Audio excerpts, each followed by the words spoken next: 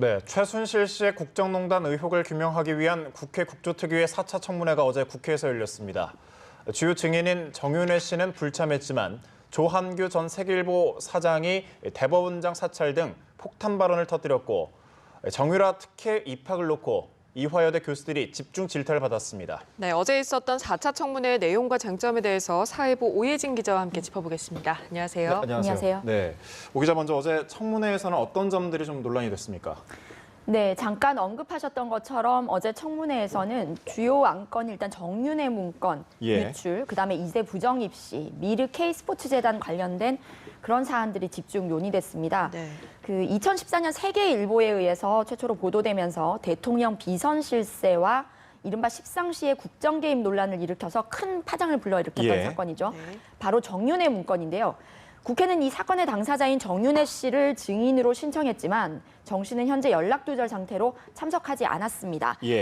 대신 이 사안이 보도된 후 해임된 조한규 전 세계일보 사장이 나와서 정윤회 문건과 관련해서 폭탄 같은, 메가톤급 폭탄 같은 발언들을 터뜨려서 이제 깜짝 놀라게 했는데요. 우선 양승태 대법원장에 대한 사찰이 있었다는 거고 또 현직 부총리급 인사에 대해서 그런 인물이 정 씨에게 7억 원을 주고 공직을 샀다. 이런 발언을 해서 굉장히 큰 논란을 남겼습니다. 네, 어제 정말 좀 깜짝 놀랄 만한 증언도 나왔었고 참 모르쇠로 일관하는 모습을 보면서 답답하기도 했었던 것 같습니다. 하나하나 내용을 좀 짚어볼 텐데 먼저 양승태 대법원장에 대한 사찰은 어떤 내용이었습니까?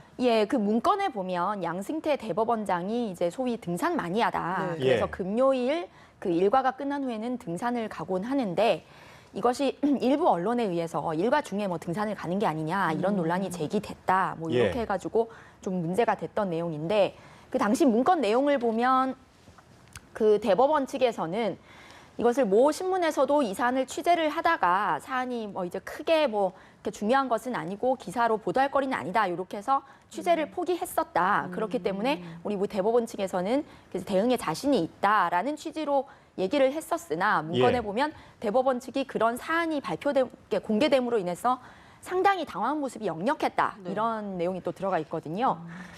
그런 사안이고 죄송합니다. 그다음에 요거하고 같이 이제 언급된 게 최성준 전 춘천지법원장, 현재는 방통위원장으로 있죠.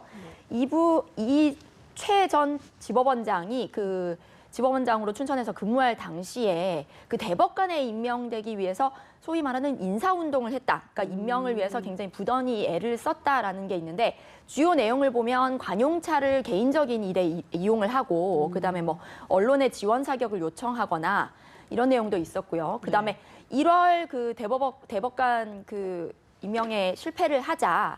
그다음 9월 인사에서는 양 대법원장이 자신을 배제할 수 없을 것이다. 이런 말을 드러내놓고 해서 굉장히 주변에서 눈총을 받았다. 이런 내용들이 들어 있습니다.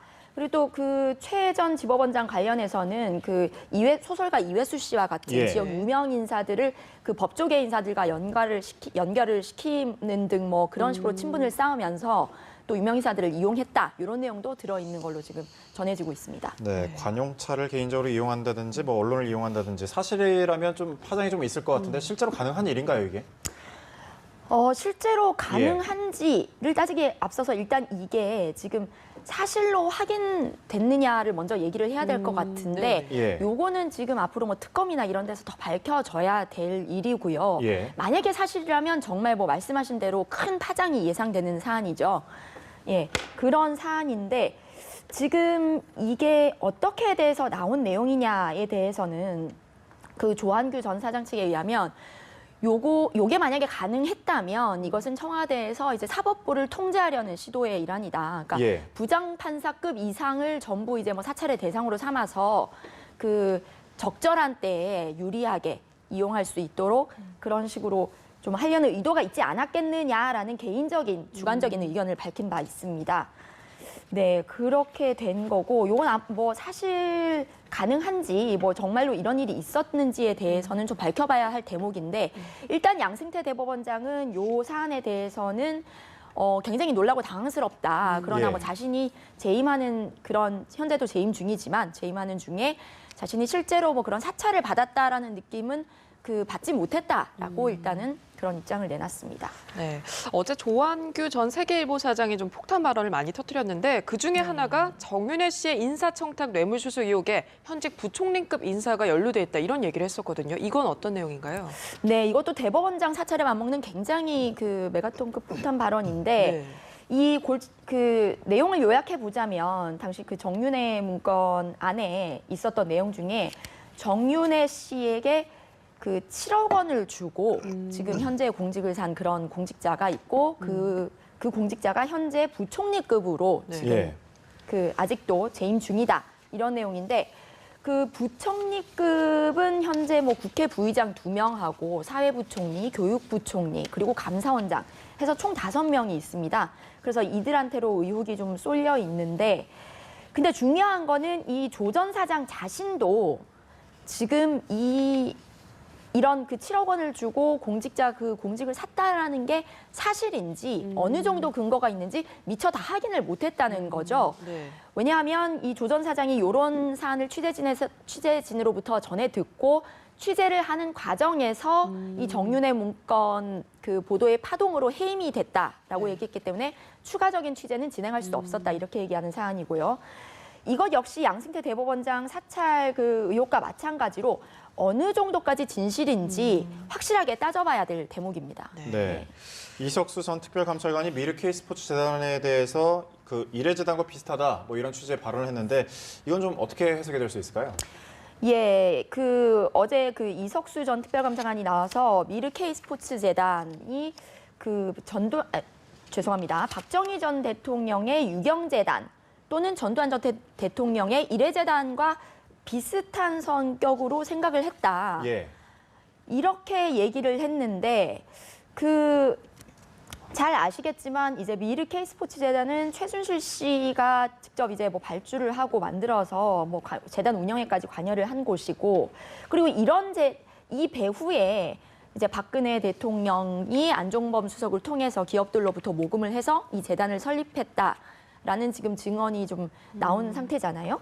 그런 상태에서 이 전 특별감찰관이 이것이 박근혜 대통령의 부친인 박정희 전 대통령의 유경재단 그리고 전두환 전 대통령의 이례재단과 비슷하다고 한다면 이 재단에 대해서 이제 상당히 또 문제가 있을 수 있다는 의혹을 제기한 거죠. 네. 네, 그런 상태이고요. 그렇지만 뭐 아직 그런 구조를 가진 게 아닌가, 비슷한 구조를 가진 게 아닌가라는 생각을 했다라고까지 이제 발언을 한 상태였습니다. 그러면서 이제 그 어제 국민의당 김경진 의원이 결국 두 재단을 대통령이 본인을 위해 만든 것으로 생각하는 거냐 이런 질문을 했죠. 그런 답변이 나오자. 그러니까 이 전 감찰관이 뭐라고 대답을 했냐면 그러면서 이제 이 전 감찰관이 어떤 거를 언급을 했냐면 지난 10월에 특별감찰관실을 대상으로 한 국정감사 직전에 그 이 전 감찰관의 사표가 25일 만에 전격적으로 박 대통령에 의해서 수리되지 않았습니까? 이런 거를 언급을 하면서 그 법제사법위원회 증언도 못하게 할 뿐더러 혹시라도 이후에 K스포츠나 미르재단에 대해서 특감에서 무슨 조치를 할 것을 우려한 것이 아닌가 하는 의심을 갖고 있다. 그러니까 결국은 대통령과 연관성이 있을 수 있다라는 걸 좀 시사한 거라고 볼 수가 있겠는데요. 네, 그런 정도로 아직까지는 해석이 나오고 있는 상태입니다. 그렇군요. 네, 4차 청문회 내용과 쟁점을 사회부 오예진 기자와 함께 짚어봤습니다. 말씀 고맙습니다. 네, 감사합니다.